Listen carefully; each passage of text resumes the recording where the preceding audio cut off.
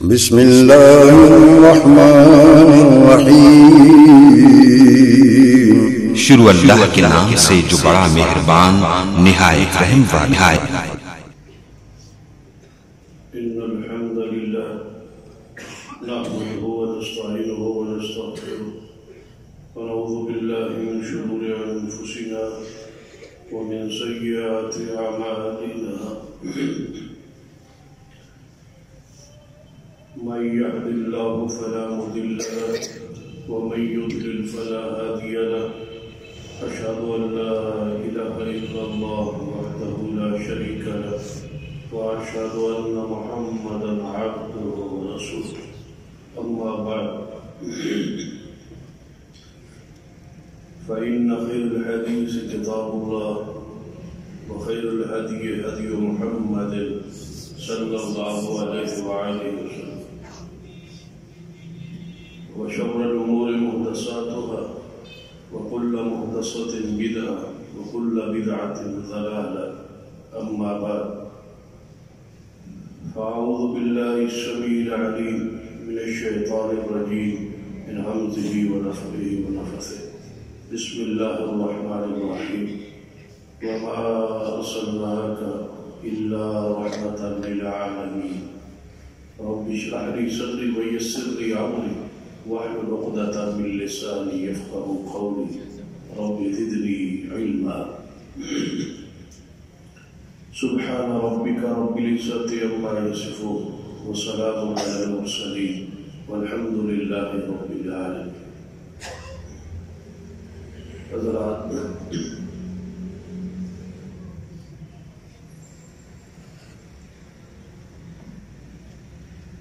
جو آیت مبارکہ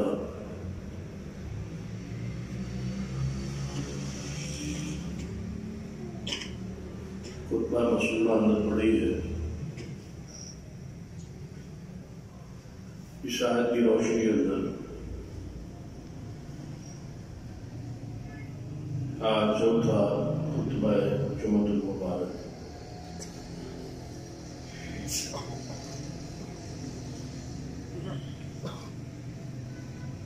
اس کی شرحت اور وضاحت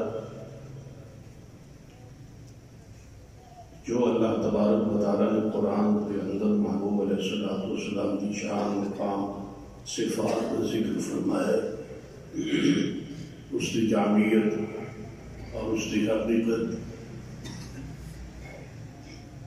دا بیان جاری ہے۔ اس آیت مبارکہ کی جتنی بھی تفسیر اور توضیح کی جائے کم ہے۔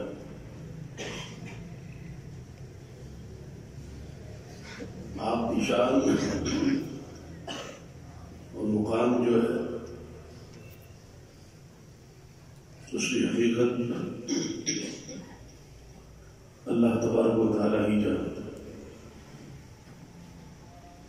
جس نے لکھا اور جس نے بیان کیا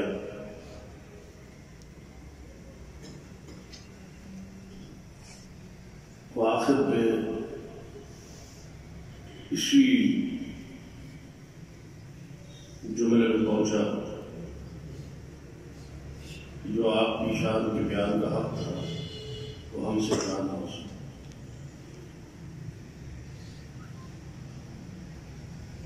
اس آیت مبارکہ اندر جتنی جامعیت ہے اور جتنی وضاحت ہے،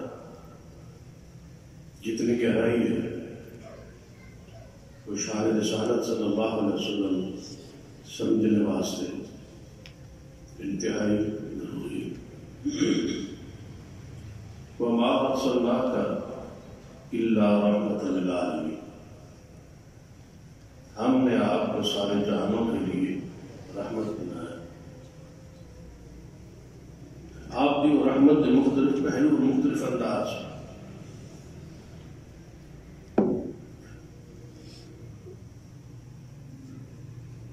اس شریک انداز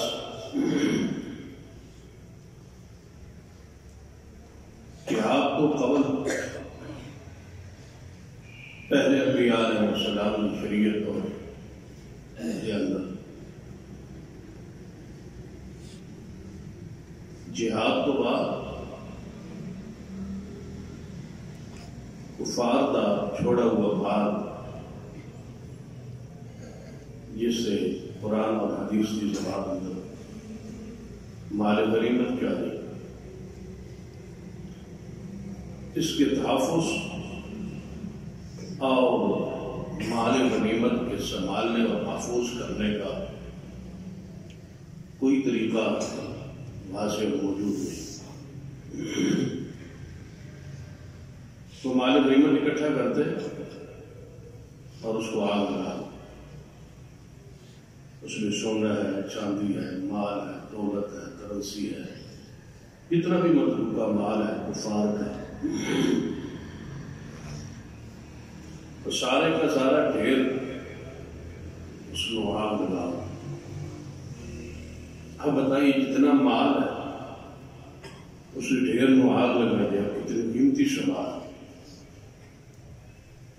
اس کی حفاظت کی کوئی اور طریقہ نہیں، وہ آپ کھا نہیں سکتے، استعمال نہیں کر سکتے۔ تو کیا ظاہری صورت کے اندر زیادہ نہیں ہے؟ قیمتی سامان کو آگ لگائی جا رہی،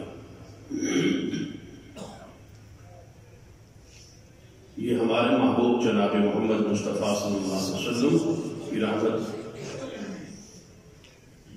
آپ کی یہ شان ہے، آپ کا یہ مقام ہے۔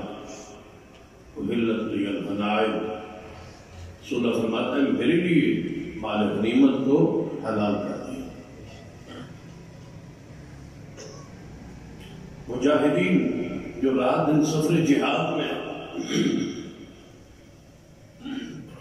انہوں نے کتنا تحفہ ہے اور کتنا انعام ہے کہ اگر وہ گھروں سے باہر غازی بچ کے آ گئے، کئی دنوں مہینوں کے بعد واپسی مال غنیمت کی صورت، کسی کے پاس اونٹ ہے تو کسی کے پاس بکری ہے، کسی کے پاس سونا ہے تو کسی کے پاس چاندی ہے۔ تو یہ ساری چیزیں محبوب علیہ الصلوۃ والسلام کی شریعت میں ہمارے لیے رحمت، جس سے پہلے یہ تصور نہیں تھا۔ تو ایک مجاہد کچھ بھی نہیں کر رہا سوائے اللہ کی راہ میں جہاد کی، خلائق کلمت اللہ کی بلندی کے لیے وہ رات دن کام کر رہا، دین بلند ہو جائے، اللہ کا نام بلند ہو جائے، توحید غالب ہو جائے، شرک مٹ جائے، جہاد اسی کے لیے۔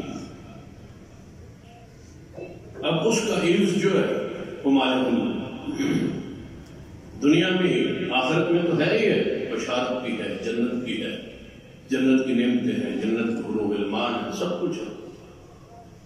لیکن دنیا اندر ہی جہاد کے ذریعے اللہ نے محبوب علیہ الصلوۃ والسلام کی امت کو مال مال کیا، مال فہ ہو یا مال غنیمت، وہ بغیر جنگ کے مل جائے یا جنگ کے ذریعے مل جائے۔ یہ سارا خیبر کا جو علاقہ ہے، خیبر کی جو ساری زمین ہے، یہ مال فہ،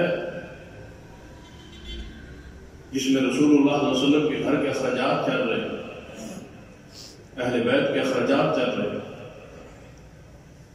اور آج تک ہماری معلومات کے مطابق آج تک خیبر اور ان سارے علاقے جو سرکاری تحویل اور نگرانی میں ہے، اس کی آمدن کا ایک حصہ آج بھی رسول اللہ کی آل کے لیے خاص ہے، اسی طرح وہ جاری ہے۔ باقی کی صدقات اور خیرات، غرباء اور یتامہ اور مساکین میں وہ مال تقسیم ہو رہا ہے، آگ لگانا کہاں اور غریبوں اور مسکینوں پر خرچ کرنا کہاں۔ جب اگر فرق دل دماغ میں سمجھ آ جائے تو پھر جا کے سمجھ آئے گی وَمَا أَرْسَلْنَاكَ إِلَّا رَحْمَةً لِلْعَالَمِينَ، کہ آپ کتنے جہانوں کے لیے رحمت۔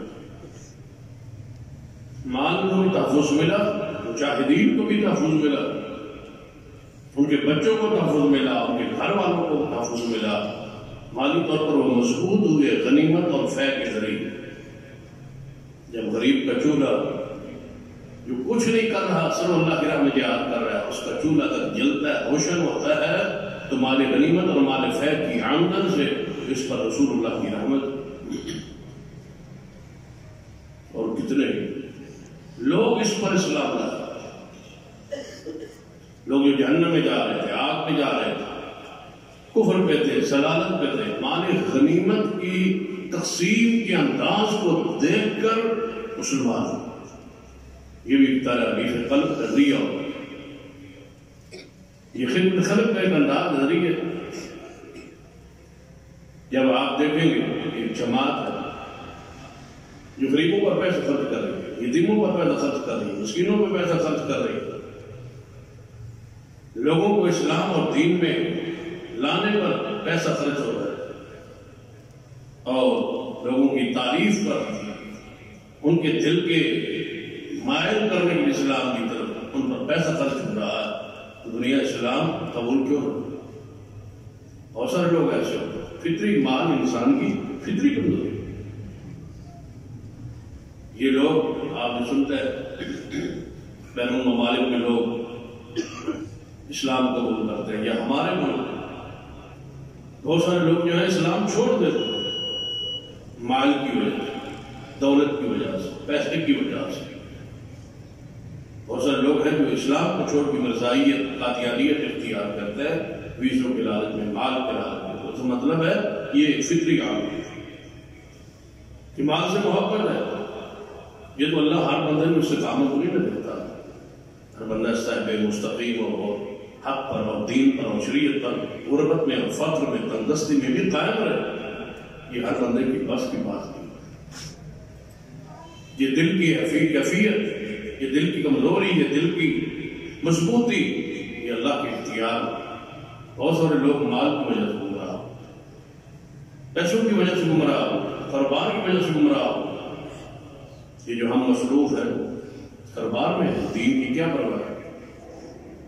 یہ جو ہم مصروف ہیں کاروبار معاملات میں، نمازوں پر، جمعوں پر، خطبات پر حاضری نہیں ہو سکتی، تو یہ وہ حرص، وہ دنیا داری، وہ دنیا کا دل و دماغ کا بندہ ہے، وہ دنیا کی محبت ہے جو دل میں ڈالی گئی۔ یہ وہ شہوات کی جو محبت ہے، اور مال کی اور دولت کی جو محبت ہے، انسان کو دین سے دور کر دیتی ہے۔ اور اگر انسان کو سارے معاملات دین قائم رہے اور ساتھ مال، دولت، وظیفہ اور خدمت بھی قائم رہے، تو یہ اسلام پر مضبوطی کا ذریعہ ہے، اور یہ محمد مصطفیٰ کی رحمت کہ آپ کی امت لئی مال غنیمت حلال ہے، اور اس سے ہزاروں لوگ اسلام لائے، قبائل اسلام لائے۔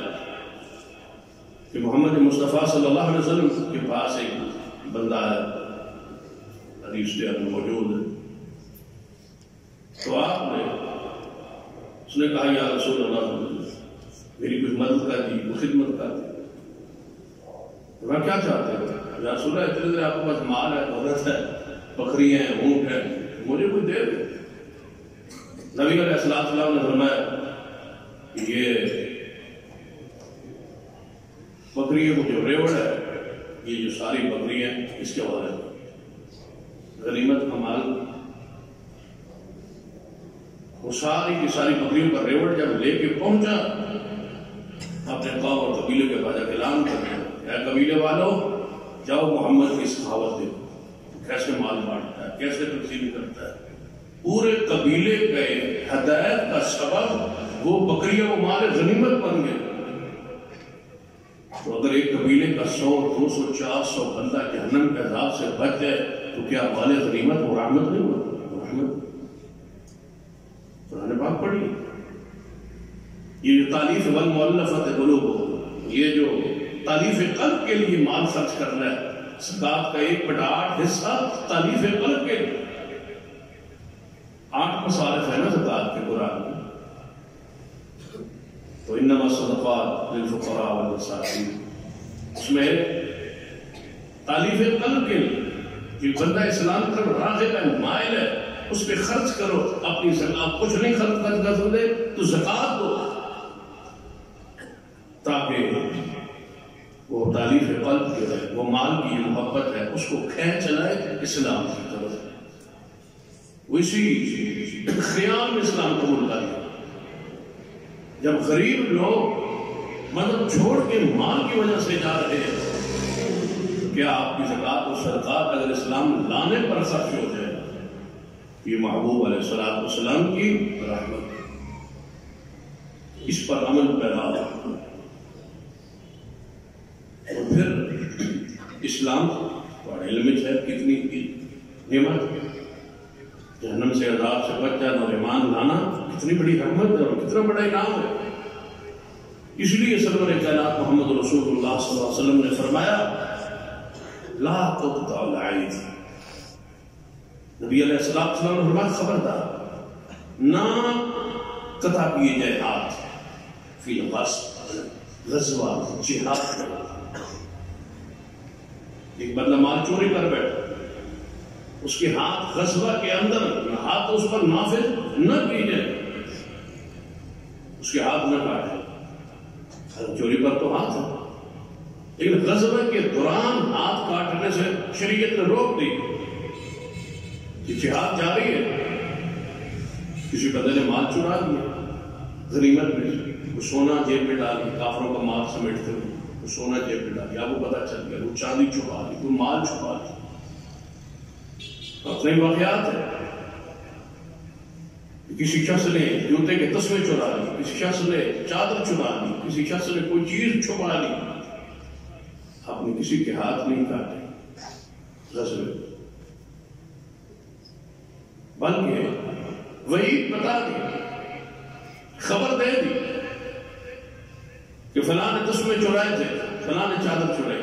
صحابہ نے کہا یا رسول اللہ صلی اللہ علیہ وسلم نے بڑا جہاد کیا اور بڑا مر کر لڑا اور بڑے کافروں کو مارا، فرمایا جہنم کے اوپر چادر لپیٹی ہوئی ہے اور جہنم میں چلا گیا، چادر چھپا لی تھی۔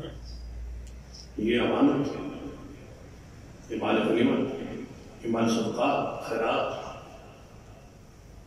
یہ مساجد مدارس جماعتیں، ان کے فنڈ اور ان کے مال اس طرح کی آمدن ہے، وہ عاملین کے پاس امانت۔ یہ چادر کی خیانت جہنم کے داخلے کا ذریعہ بن گئی ہے، مال غنیمت میں سے ایک چادر چھپانے پر۔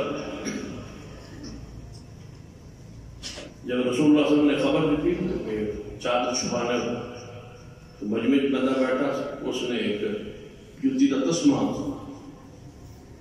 بھائی اپنے کوٹن تسمہ نہیں تھی، مال غنیمت ایک بوٹ رکھا گیا، بوٹ نہیں پایا، صرف جو تسمہ ہے، وہ جوتی کا تسمہ لے کے انہیں اپنی جوتی پا لے گا، تسمہ جمع کرانا، تسمہ لے کے واپس جانا کو ضروری ہے، میری جوتی کا تسمہ نہیں ہے، چلنے میں دشواری ہے، تسمہ سے کٹو نا، کافروں نے مال چمال غنیمت، انہیں تسمہ کاٹ کے اپنی جوتی پا لے۔ جب رسول اللہ نے یہ خبر دی نا کہ چادر کی وجہ سے فلاں شخص جہنم میں گیا ہے، وہ اپنے جوتی تسمہ جوتی پڑ کے حضور کی خدمت میں یا رسول اللہ میں تسمہ چرا لے کے یہ ہوتے معاملہ نہ بڑھ جائے، یہ لے لے۔ رسول اللہ نے پتہ کیا فرمایا؟ آپ نے لے جائیے آپ تسمہ، قیامت والے دن لے آ، اب میں نہیں قبول کروں گا یہ تسمہ، یہ اللہ ہی ہے معاف کر دے، قیامت والے دن لے آنا یہ تسمہ، اللہ کی عدالت میں پیش کرنا کہ میں نے تسمہ چرایا تھا، اب اس کی مہربانی ہے معاف کرے، میں محمد مصطفیٰ چوری کیا ہوا یہ مال تسمہ واپس لینے کے لیے تیار نہیں، تو کیا رسول اللہ کے پاس آ کے جمع کرا کے مانگ لیتا کہ یہ تسمہ مجھے چاہیے، تو کون سا رسول منع کر رہے تم تو رحمت للعالمین، وما ارسلناک الا رحمت للعالمین۔ آپ نے جہاد کے دوران، غزوے کے دوران حد کے نفاذ سے روک دیے، فرمایا جب تک مجاہد جہاد سے واپس آ کے اپنے گھر میں اپنے اوزار رکھ نہ دے، اس وقت تک اس پر حد کے نفاذ میں جلدی نہ کرو، تاخیر کرو۔ اس کی وجہ محدثین نے لکھی، وجہ کیا ہے کہ کہیں کافروں سے لڑتے لڑتے کافروں کے مقابلے میں کھڑا ہے، ادھر کوئی غلطی ہو گئی، خطا ہو گئی، چوری ہو، آپ اس کو پکڑ لیے اور سپہ سالار کمانڈر اس کو فوری اس کے ہاتھ کاٹ دو، کہیں یہ حمیت اور یہ عصبیت اس کے ذہن میں جاگ نہ جائے اور کہیں وہ مسلمانوں کو چھوڑ کے کافروں کی صفوں میں نہ چلا جائے۔ حضور نے فرمایا میں نہیں چاہتا کہ وہ بندے کی یہ مرتد ہونے کا ذریعہ ہو، آپ اس کو مؤخر کر دیے، سزا کو مؤخر، حد کو مؤخر۔ یہ محمد رسول اللہ صلی اللہ علیہ وسلم کی رحمت ہے، جبکہ آپ حدود کے نفاذ میں انتہائی غیور تھے۔ کیا فرمایا تھا وہ حدیث رضی اللہ عنہ، جب بنو مخزوم کی عورت نے چوری کی تو سیدنا اسامہ حضور پر لاڈلا بھی تھا اور جا رہا تھا، اور پچھلے جمعے بھی ان کا ذکر ہوا تھا۔ غلام کا بیٹا، ان کی زندگی کے اس پہلو کا تذکرہ ہوا گزشتہ ہے تو سپہ سالار بنا، عہدے پہ آیا، غلام کے بیٹا عہدے پر آیا، یہ اس کی محبوب کی رحمت ہے۔ لیکن دوسرا ذرا پہلو ہوا، پورا قبیلہ اکٹھا ہو کے اسامہ کے پاس آیا، صدیق موجود ہے، سیدنا عمر موجود ہے، عثمان موجود ہے، علی موجود ہے، عبد الرحمن بن عوف، طلحہ، زبیر، بلال، دیگر سعد، سعید، سارے اصحاب جو حضور کے قریبی سمجھے جاتے ہیں، جو حضور کے بہت لاڈلے اور پیارے اور پیارے سمجھے جاتے ہیں، جو حضور کے دیوانے کی جنہیں کہا جاتا تھا، جو حضور سے جدا نہیں ہوتے، وہ صحابہ۔ لیکن پورا قبیلہ اسامہ کے پاس گیا، بنو مخزوم کی عورت نے چوری کی تو سارا قبیلہ کدھر گیا؟ اسامہ کے پاس۔ کیا ہے اسامہ؟ ہم نے سارے مدینے میں جو جڑائی ہے نا نظر، آپ پڑھی ہے کہ اگر آپ سفارش کریں تو محمد مصطفیٰ ہو سکتا ہے، ہماری عورت سے ہاتھ ہٹا دیں۔ چوری کر لی ہے ہماری عورت نے، اگر ہاتھ کٹ گیا نا عورت کا تو ہماری ناک کٹ سکتا ہے، فلاں قبیلے کی فلاں عورت نے چوری کیا، اس کا ہاتھ کاٹ، ہماری ہمیشہ نہیں، یہ آر بن جائے گی، آپ ہی ہیں۔ ذرا تصور کریں، غلام کے بیٹے کو محبوب کے ہاں کتنا مقام ہے کہ پورا قبیلہ کہتا ہے آپ جائیں تو یہ ہو سکتا ہے۔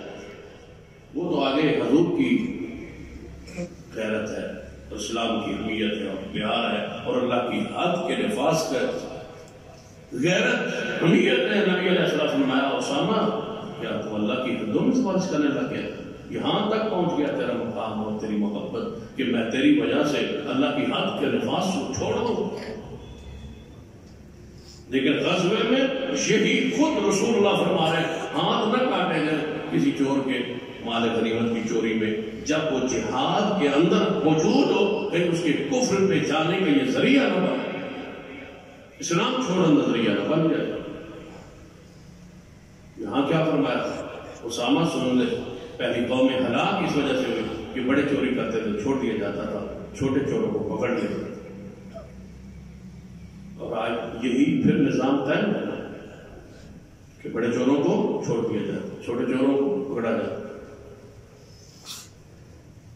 اور ہم بھی تھوڑا سا اور بڑے بڑے گناہ ہم کیے جاتے ہیں، چھوٹے چھوٹے گناہوں پر ہم بڑے متقی اور پرہیزگار بننے کی کوشش کرتے ہیں۔ سیدنا عبداللہ بن عمر کا قول ذرا ذہنی رکھو نا، صحیح بخاری میں یہ بندے نے مسئلہ پوچھا کہ عبداللہ بن عمر اگر بندہ احرام کی حالت ہے، مکھی مار کر احرام بنے ہو گئے، حج عمرے لی، مکھی مار بیٹھے تو ادھر کوئی کتنا سارا کفارہ ہے، کوئی دام، کوئی ہرجانہ، کوئی جرمانہ کفارہ کوئی ہے؟ فرمایا تو ہے کہاں سے؟ کہا میں عراق سے آیا، میرا مسئلہ پوچھ لیں، عراق سے تھا۔ عبداللہ بن عمر ہم سے اور فرمایا مکی کے مسئلے پوچھتے ہو اور حسین ابن علی کو شہید کر رہے، تم تو نواز رسول کے قاتل ہو اور یہاں مسئلے آگے پوچھتے ہو مکی کے۔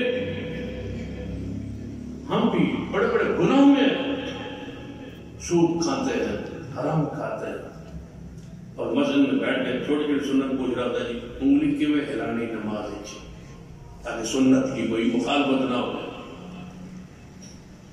اوپر سے شکل دیکھ لو، صورت دیکھ لو، داڑھی دیکھ لو، وضع قطع دیکھ لو، انداز دیکھ لو، بڑے بڑے گناہ کر کے بیٹھا ہے اور ساتھ چھوٹی چھوٹی سنتوں پر مرے جا رہا ہے، فرائض چھوڑ کے بیٹھا ہے، نوافل کے مسئلے پوچھتا ہے۔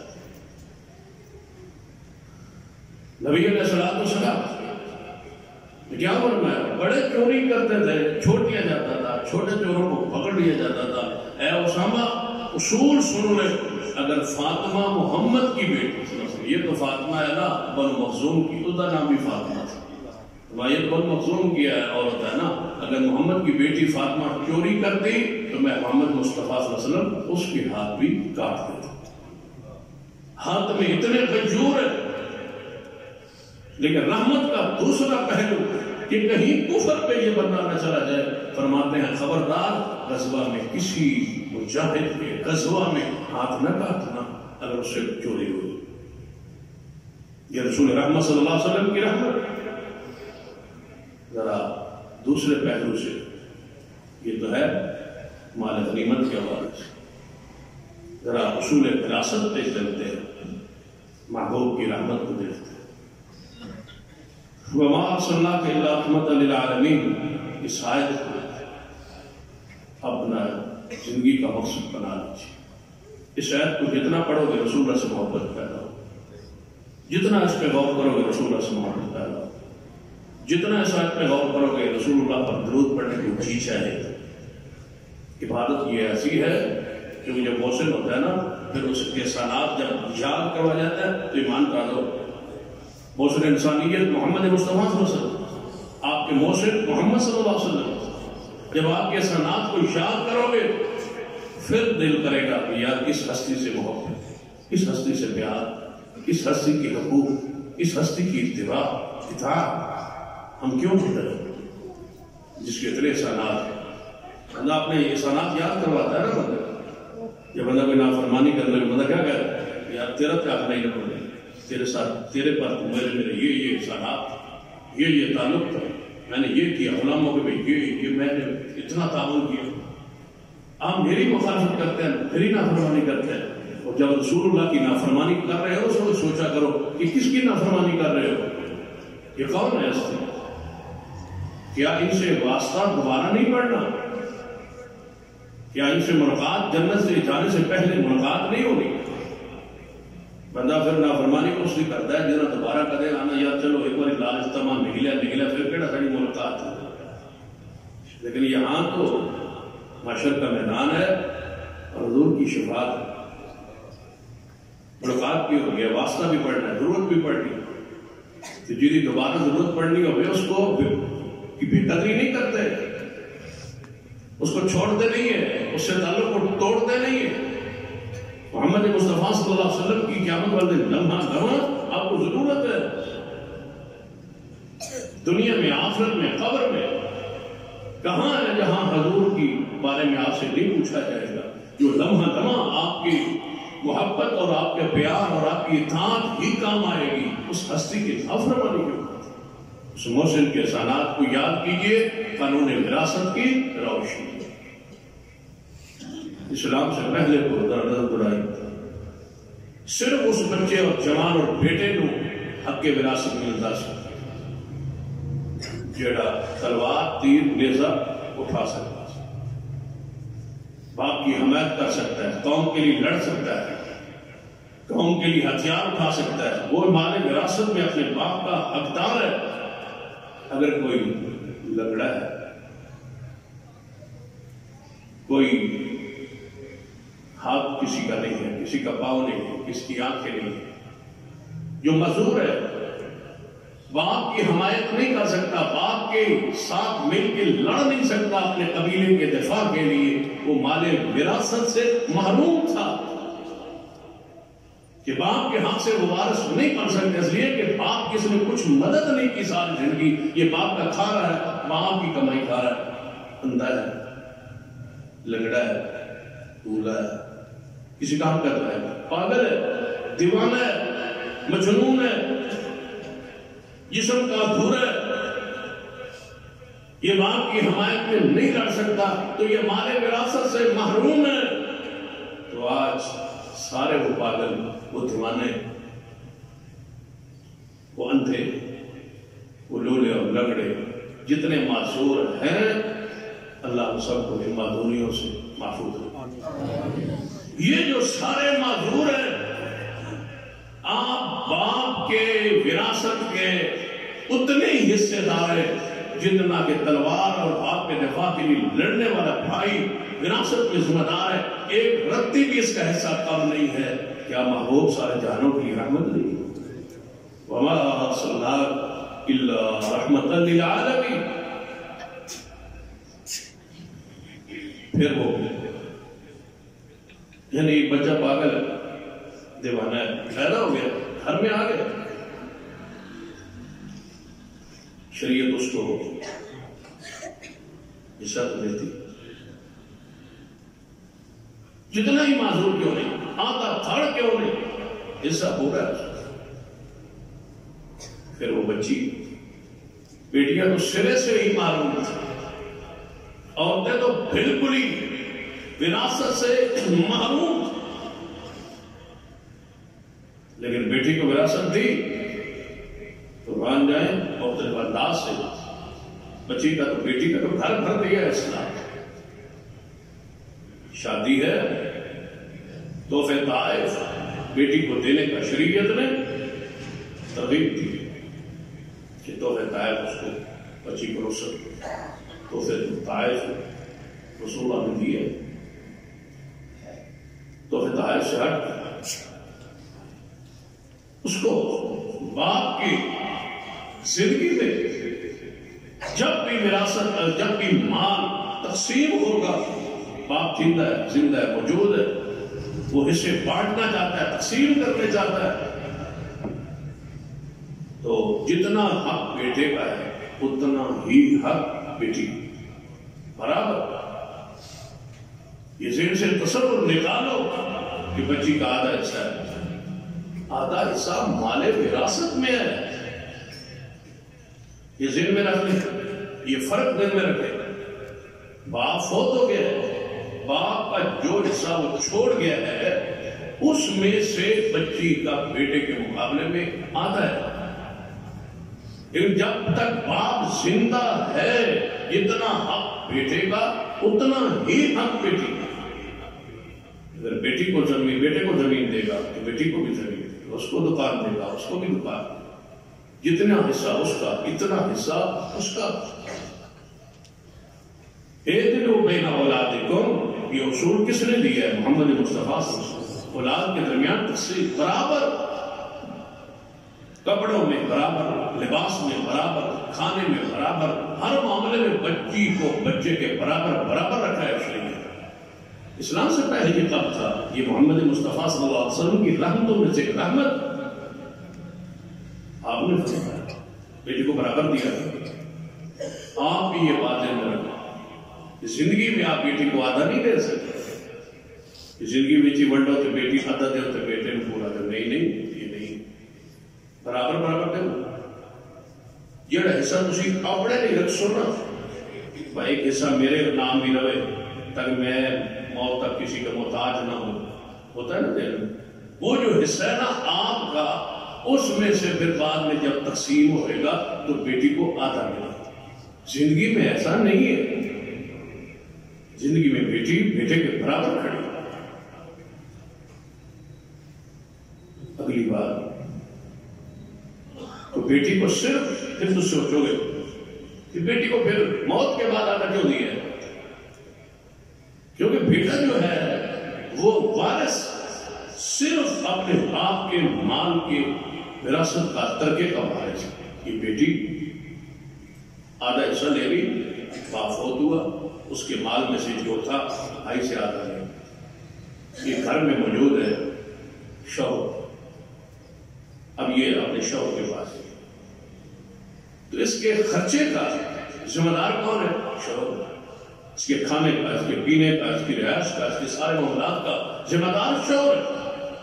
یہ کسی کو کھلانے کی پابند شریعت میں نہیں، مرد کا نام نفقہ خرچہ اس کے ذمہ نہیں، بچوں کا نام نفقہ اس کے ذمہ نہیں۔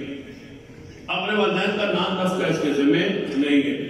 یہ ایسی مخلوق ہے اور ایسی یہ ظرف نازک ہے کہ اس کی کسی کی ذمہ داری اس پر ڈالی نہیں.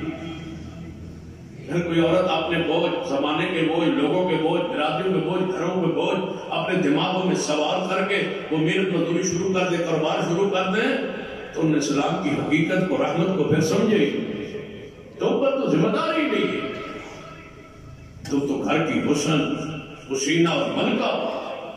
گھر کو آپ نے سنوارنا ہے، گھر کو آپ نے چلانا ہے، گھر کے معاملات کے اندر رہنا ہے، اپنے شوق سے خرچہ دینا ہے، اس کے گھر میں امانت دھیان کے ساتھ اس کی اولاد کو پالنا پوسنا، گھر میں رہنا ہے. تم اس کی جناب ملکہ اور شہزادی ہو گھر کی. تمہاری ذمہ داری چوکوں چراہوں پہ کھڑے ہوئے ڈیوٹی دینا اور دفتر میں جا کے اپنی عزت اور وہ نیلام کرنا، یہ تمہاری ذمہ داری. تم پر کس کا خرچہ ڈالا گیا ہے؟ جس کے لیے تم کما رہی ہو وہ کس کا خرچہ تم پہ شریعت نے لاگو کیا ہے؟ کیا مطلب کیا رب سے تم سے پوچھے گا کہ شوہر کو خرچہ کیوں نہیں دیا کما کے؟ نہیں. الرجال قوامون علی النساء. تم اولاد کو کما کے کیوں نہیں کھلاتی رہی؟ نہیں پوچھے گا رب. یہ شوہر کی ذمہ داری ہے، آپ کی ذمہ داری ہے.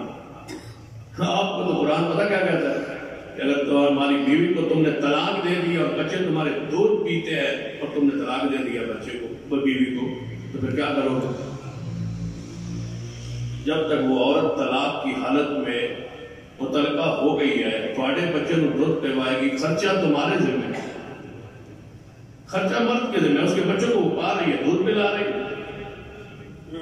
2 سال تک وہ دودھ پلاتی رہے. خرچہ شوہر کی ذمہ داری ہے جو اس کا شوہر ہے. اور کبھی بھی ذمہ دار نہیں تھا گھر کی خرچی چلانے کی، شوہر کی نہیں. جب اس پر ذمہ داری نہیں ہے تو پھر بھی اگر آدھا شریعت حق دیتی ہے تو یہ اس کی رحمت. یہ تو تیری جیب کے لیے ہے، تیری ذات کے لیے ہے، تیرے کھانے کے لیے ہے، تیرے پینے کے لیے ہے. یہ تیری مرضی ہے تو شوہر کو دے دے، تیری مرضی ہے یہ تو اولاد کو دے دے، تیری مرضی ہے صدقہ کر دے، خیرات کر دے، جو تو کرنا چاہے کرے. یہ تیری اپنی ذات کے لیے ہے. تجھ پر کوئی ذمہ داری شریعت میں ڈالی نہیں ہے. تو یہ سمجھ لے کہ آدھا حصہ بھی تیرے لیے زیادہ ہے اور رحمت ہے.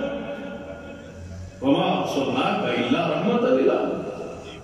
اس پر بوجھ ہے اس کا زیادہ، اس پر بوجھ نہیں، اس کو عادت نہیں.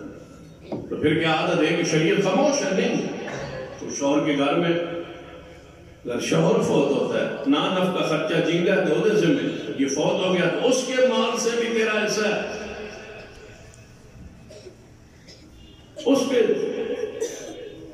کس کے اگر تیرا بیٹا ہے تجھے خرچہ دے، کما رہا ہے وہ بیٹا ماں کو سنبھالے گا، پالے گا، کفالت کرے گا ماں کی. اگر وہ فوت ہو جائے تو اس کے مال میں سے بھی تیرا حصہ ہے. بیٹے کبھی ماں کی حیثیت سے حصہ لے رہی ہے، کبھی بیوی کی حیثیت سے حصہ لے رہی ہے، کبھی بہن کی حیثیت سے حصہ لے رہی ہے، کبھی بیٹی کی حیثیت سے حصہ لے رہی ہے. یہ 4-5 حصے مل کے بھی بھائی سے تو زیادہ ہیں. یہ رحمت ہے محمد مصطفیٰ صلی اللہ علیہ وسلم. اسلام سے پہلے یہ تصور نہیں تھا. آج غیر مسلموں بھی قانون توریث جو ہے، قانون وراثت جو ہے اسلام کا، وہ لے لیا ہے کافروں نے. کیوں؟ ان کے پاس کوئی شریعت محفوظ نہیں ہے. بائبل کو پڑھ لیں، چند ابواب ہیں، کچھ اخلاقیات میں ہیں، کچھ عبادات میں. کہاں ہے ان کے پاس اپنے نبی کی شریعت محفوظ؟ وہ تو خود انسان بناتے ہیں قانون، اور اس انسان کے بنائے قانون کے مطابق رہتے ہیں. جہاں میں کچھ نہیں ملتا پھر بھی وہ محبوب سے قانون لے رہے ہیں، محمد مصطفیٰ صلی اللہ علیہ وسلم، کیونکہ للعالمین کے اندر وہ بھی تو داخل شامل، وہ ادھر سے لے لیتے. چلو یہ محبوب کا قانون ہے، یہ محمد مصطفیٰ کا قانون ہے، یہ شریعت کا قانون ہے، یہ قرآن کا ہے، وہ ہم سے لیتے ہیں. کلمہ ہمارے نبی کا نہیں پڑھتے، لیکن قانون، مسائل، عقائد، نظریات، بہت ساری چیزیں، شریعت، اصول، ضوابط، قوانین کی، آئین کی، وہ محمد مصطفیٰ سے لیتے. وما ارسلناک الا رحمۃ للعالمین. رسول رحمت صلی اللہ علیہ وسلم قانون وراثت میں اگر رحمتوں کو دیکھ لیا ہے یا ایک تصور ذہن میں یا اشارہ کرنا مقصود ہے، تفصیل تو تفصیلی خطبات چاہیے. ذرا ایک اور مسئلے کی طرف محبوب علیہ السلام رحمت کو دیکھتے ہیں. اسلام میں رسول اللہ فرماتے ہیں اللہ نے میرے لیے ساری زمین کو مسجد بنا دی. میری امت کے لیے ساری زمین مسجد ہے. حضور تو پہلے کیا تھا؟ نبی علیہ السلام سے پہلے تھے یہودی اپنے کلیسا میں نماز پڑھ سکتے تھے ان کے مذہب کے مطابق. عیسائی اپنے کلیسا میں نماز پڑھتے، ہندو اپنے مندر میں، مجوسی اپنے آتش گدے میں نماز پڑھ عبادت کے پابند تھے. ان کے لیے اور عبادت کے لیے کوئی جگہ نہیں تھی. مذہب میں تنگی تھی، پریشانی ہے. کہیں مندر نہیں ہے، عبادت جا کے مندر میں کرنی ہے، پاپے وہ کتنا دور ہے. کلیسا یہاں نہیں ہے، جہاں ہے وہاں جانا. یہاں کلیسا نہیں ہے، جہاں ہے وہاں جانا. یہاں آتش کلا مجوسیوں کا نہیں ہے، جہاں ہے وہاں جانا ہے، چاہے ہزاروں میل دور ہو. وہ کتنی بڑی رحمت ہے کہ گلی گلی میں مسجد حضور نے بنوا دی. یہ حضور کی رحمت. محلوں کی مسجد، جامع مساجد، محلے کی مساجد، مسجد نبوی کے ہوتے ہوئے مدینہ میں مسجد نبوی موجود تھی، اس کے باوجود محلوں میں مساجد کو قائم کروایا اور فرمایا محلے والوں کے لیے یہاں آنے میں تنگی نہ ہو، وہاں جماعت کا انتظام کر. معاذ بن جبل رضی اللہ تعالیٰ مدینے سے باہر ایک محلے میں کلونی میں جا کے نماز پڑھا. وہ کہنے لگے یا رسول اللہ صلی اللہ علیہ وسلم محنت رہ گیا پھر اس شرف تو کہ میں تو اڈم اگر نماز پڑھتا سا تو سب میں محلے کا امام بنا دیتا ہے، تو میں ادھر جانا ہوں تھوڑے پیچھے تو نماز نہیں پڑھ سکتے. شرف حضور نے مگر نماز پڑھنا اپنا لطف تھا، اپنا شرف تھا. یا رسول اللہ میرے لیے تو یہ محرومی ہو گئی. آپ نے فرمایا کوئی مسئلہ نہیں، آپ میرے پیچھے نماز پڑھ کے پھر چلے جایا کر، جا کے ان کو پڑھا دیا کر، تیرے نفل ہو جان گے، انہوں نے فرض ہو جانا. تو کہتے ہیں نہیں کر دیا کر. انہوں نے کہہ دیتا کر میں جلدی میری مسجد میں تھوڑا جا ٹائم آگے پیچھے کر.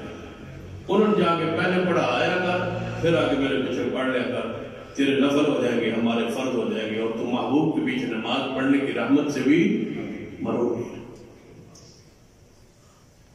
اور پھر فرمایا کہ میرے لیے ساری زمین مسجد،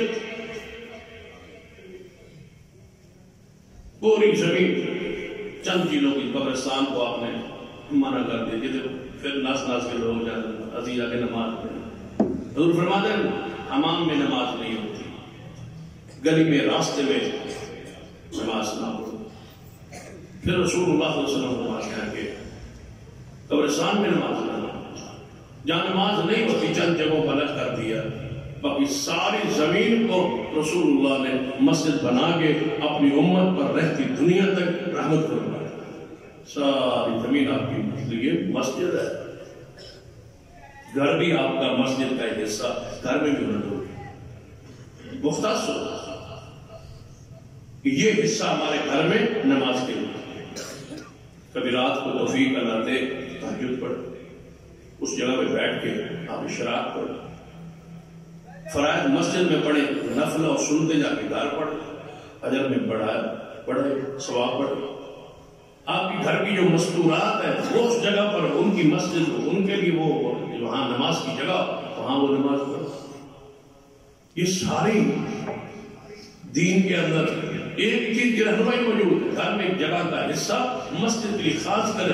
رسول اللہ صلی اللہ علیہ وسلم جب کوئی صحابی مکان پر آتا تو حضور کے پاس آتے، یا رسول اللہ میں نے مکان بنایا، کہا میرے گھر تشریف لائے.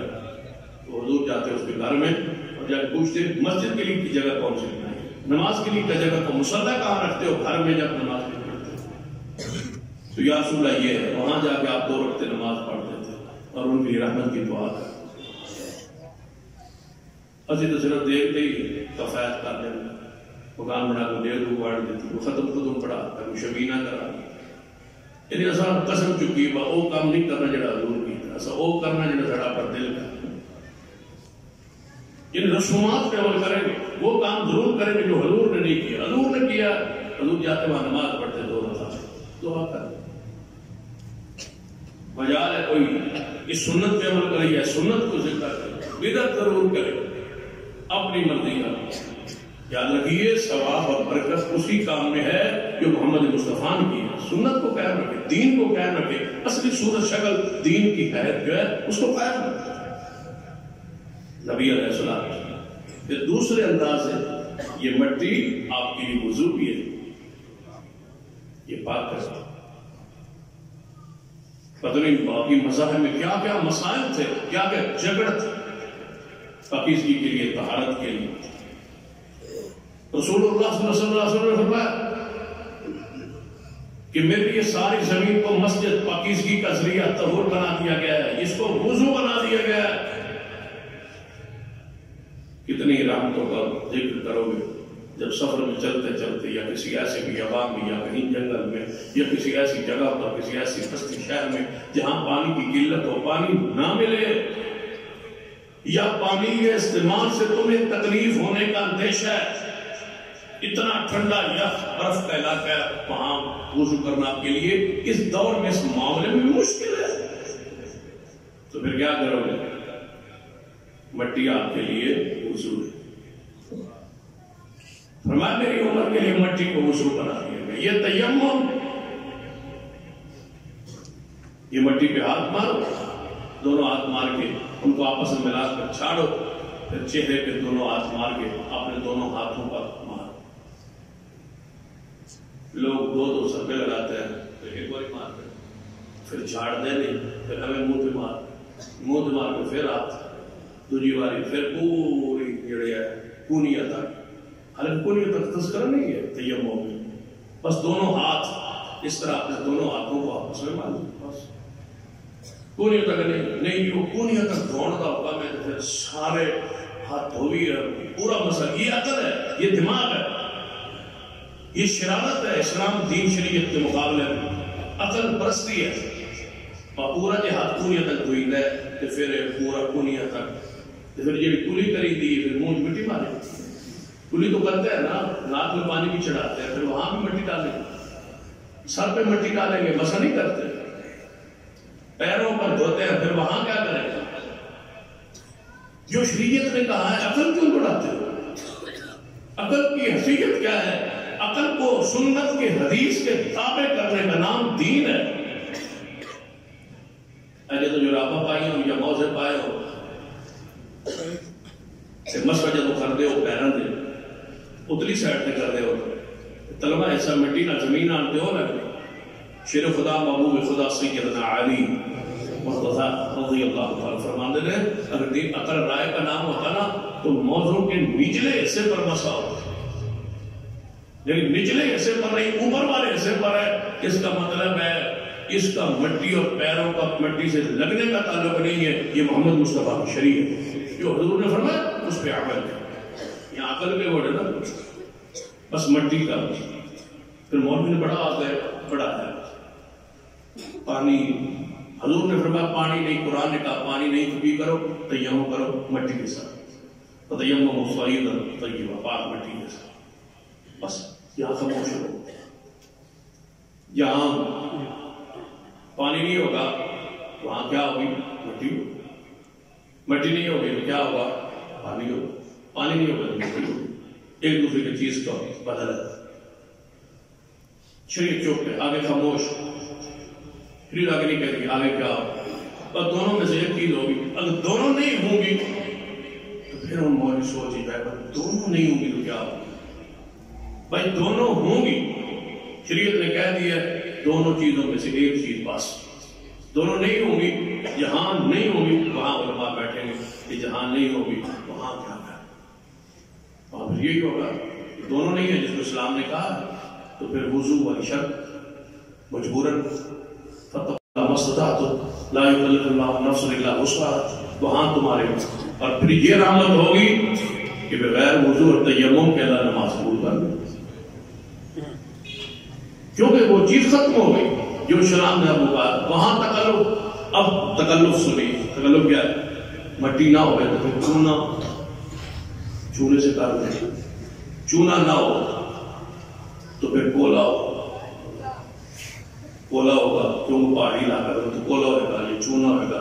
پھر چونے نہ اتار لو, چونا نہیں لگتا تو پھر کولے نہ اتار لو. یہ ہے وہ شرارتیں جو آگے بڑھائیں گی.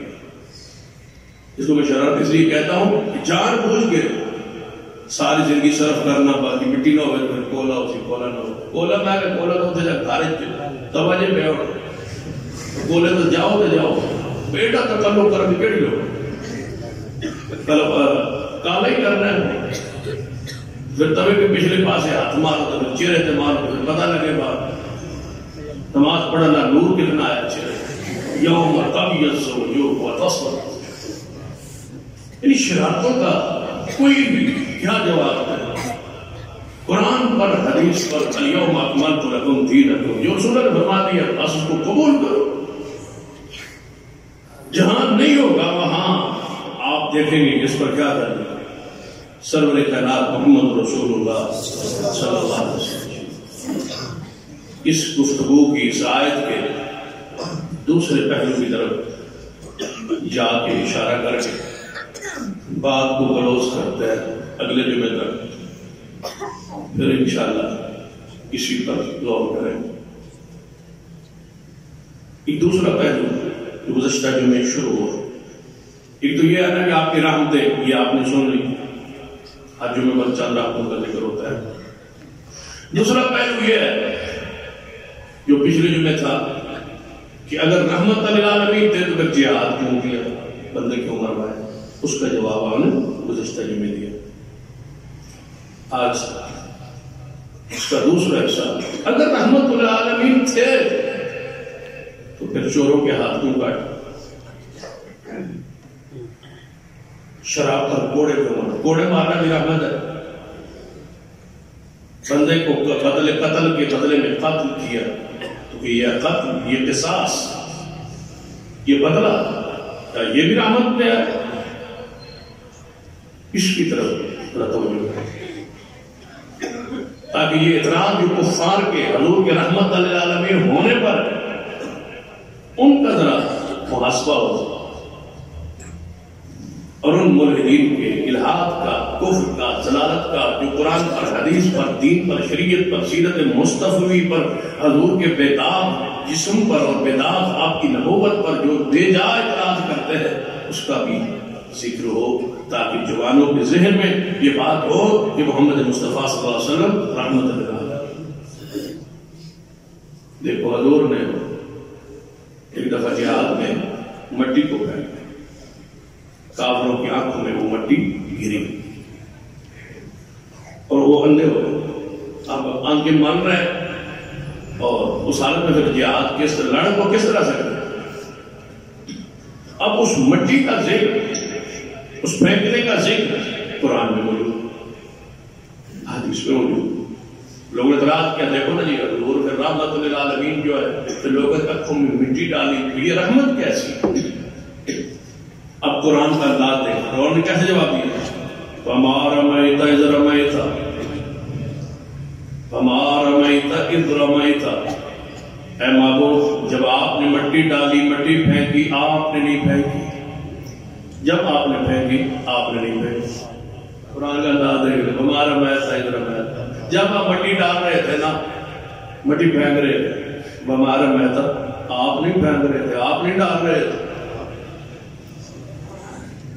حضور نے ایسے مٹی کو لیا اور ایسے اوپر کو پھینکا. کافر ادھر تھے, سامنے تھے.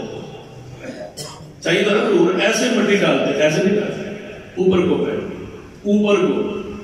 وما رمیت اذ رمیت ولکن اللہ رمی. لوگوں خبردار, میرے محبوب کے بارے کوئی بات نہ کہنا. انہوں نے مٹی کو اوپر ڈالا ہے, اوپر پھینکا ہے, آگے بکھیر کے اور موڑ کے کافروں کی آنکھوں میں محمد نے نہیں ڈالا, میں نے ڈالا ہے. خبردار, رسول اللہ کی رحمت کی کوئی بات نہیں.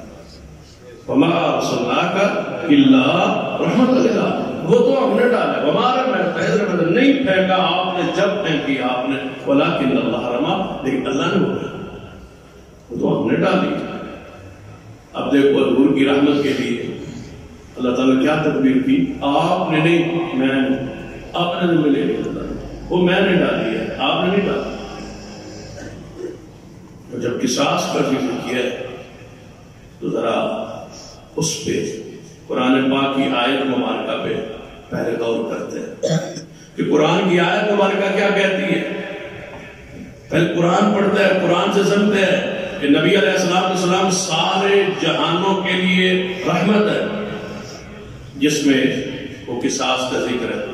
یا ایھا الذین آمنوا کتب علیکم القصاص فی القتلی، اے ایمان والو تم پر بدلہ قصاص قتل میں فرض کیا گیا۔ اللہ فرماتا ہے فرض کیا گیا، الحر بالحر والعبد بالعبد، عذاب کے بدلے عذاب، غلام کے بدلے غلام، والانثى بالانثى، برابری دیکھو۔ یہ پہلے نہیں تھا، مارتے جناب غلام کو تھے، بدلے میں مارا غلام کو ہے، بدلے میں وہ آزاد مارتے تھے۔ چوٹی کا بندہ، اس برادری کا، قوم کا، قبیلے کا چوٹی کا بندہ مارنا ہے آپ نے، بتاؤ اسلام کتنے رحمت ہے۔ جب کوئی بندہ کوئی مار دے گا پھر وہ کہنے گا اینی برادری دا، اے خاندان دا، اے جو بندہ مارو جڑا کوئی کر سکنا جو ہوے، اے ہو جا چوٹی دا بندہ ڈھونڈ کے مارو تاکہ ان کا نقصان زیادہ ہو۔ شریعت نہیں ہے، الحر بالحر والعبد بالعبد، آزاد کے بدلے آزاد، غلام کے بدلے غلام، والانثى بالانثى، عورت کے بدلے عورت۔ یہ تو ہے قصاص کا اس آیت کا پہلا حصہ۔ اس اگلے حصے پہ وہ شروع ہو رہا ہے جو ہمارا موضوع ہے، وَمَا أَرْسَلْنَاكَ إِلَّا رَحْمَةً لِلْعَالَمِينَ۔ پہلے قصاص تھا، بدلہ تھا، برابری تھی۔ اب دوسرا پہلو، فَمَنْ عُفِيَ لَهُ مِنْ أَخِيهِ شَيْءٌ فَاتِّبَاعٌ بِالْمَعْرُوفِ۔ فرمایا اگر تمہیں کوئی بھائی قتل کا بدلہ لینے کے بجائے تمہیں معاف کر دے، اچھے طریقے سے اس کی بات کو مان لو، اچھے طریقے سے پھر اس کا سلوک کرو۔ جو اپنے بھائی کا قتل تو یہ معاف کر رہا ہے، یہ معافی میرے محمد کی رحمت صلی اللہ علیہ وسلم، یہ معافی کا طریقہ، قصاص نہیں، دیت بھی نہیں، اللہ کے لیے معافی یا دیت۔ اسلام سے پہلے یہ دیت کا تصور نہیں تھا کہ بندے کی دیت نہیں تھا، ہر صورت میں بدلہ، پھر ان کے بندہ مارنا ہے، پھر ان کا مارنا ہے، پھر لڑائی، پھر قتل، نسل در نسل وہ دشمنیاں، وہ قتل و غارت کا سلسلہ شروع ہوتا، خاندان کے خاندان ختم ہو جاتے۔ یہ جو بدلہ اور قصاص اور دیت ہے یہ محمد مصطفیٰ کی رحمت ہے۔ اللہ معاف کر دو، بہترین معافی میں بہتری، یا اچھے طریقے سے دیت ادا کر دو، وَأَدَاءُ إِلَيْهِ بِإِحْسَانٍ، اچھے انداز سے اس کو ادا کرو، دیت کو اچھے انداز سے دیت دو، احسان، یہ اس کی نیکی ہے۔ آگے جو ہمارا موضوع ہے، ذَلِكَ تَخْفِيفٌ مِّن رَّبِّكُمْ وَرَحْمَةٌ، یہ آسانی، یہ گنجائش دیت کی، معافی کی، ذالک تخفیف من ربکم ورحمہ، یہ تخفیف، یہ آسانی اسلام کی طرف سے، رب کی طرف سے، یہ رحمت جو تمہیں دی گئی ہے۔ وہ کون ہے رحمت جس نے یہ قانون دیا ہے؟ وما ارسلناک الا رحمۃ للعالمین، فرمایا تمہیں معافی دی گئی۔ پھر حد تو یہ ہے کہ قتل کی حد ہے، چوری کی حد ہے، زنا کی حد ہے۔ اس میں کس قدر رحمت ہے، اس پر اس اعتراض کا، کفار کے اس اعتراض کا جواب انتہائی شاندار ہے۔ ہم دیکھیں گے آئندہ خطبہ جمعہ میں کہ رسول رحمت صلی اللہ علیہ وسلم نے کیسے کیسے حدود میں رحمت اور تخفیف کی ہے، تاکہ آنے والے اعتراضات کا جواب کتاب و سنت کی روشنی میں اور حضور علیہ السلام کی شخصیت نکھر کی پوری دنیا کے سامنے ہے. یہ وہ رحمت للعالمین تھے کہ سانس میں بھی رحمت ہے، بدلے میں بھی رحمت ہے، دیت میں بھی رحمت ہے، حدود میں بھی رحمت ہے، رجم میں بھی رحمت ہے، کوڑوں میں بھی رحمت ہے. لیکن وہ رحمت کیسے ہے اس کی تفصیل آئندہ خطبہ میں. اقول قولی ھذا واستغفر اللہ لی ولکم ولسائر المسلمین وآخر دعوانا الحمد